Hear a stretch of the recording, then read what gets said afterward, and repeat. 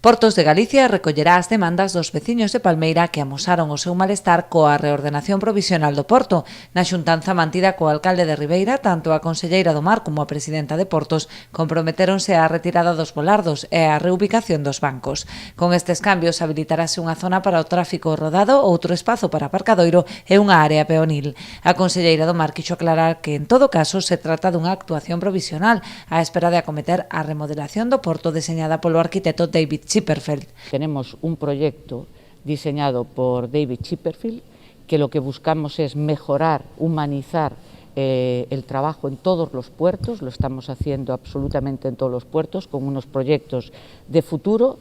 que realcen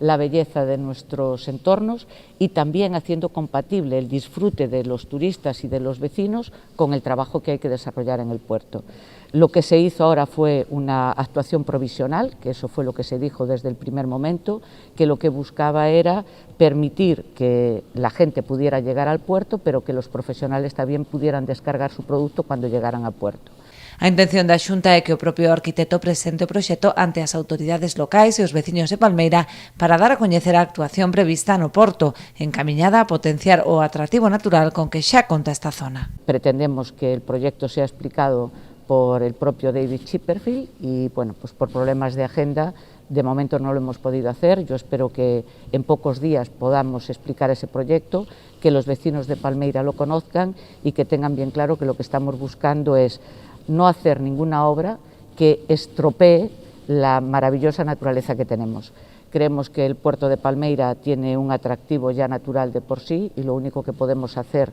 con las obras de intervención será mejorarlo y nunca causar ningún daño ni a los usuarios del puerto, ni a los vecinos que viven en Palmeira, ni a los turistas que pueden venir a visitar.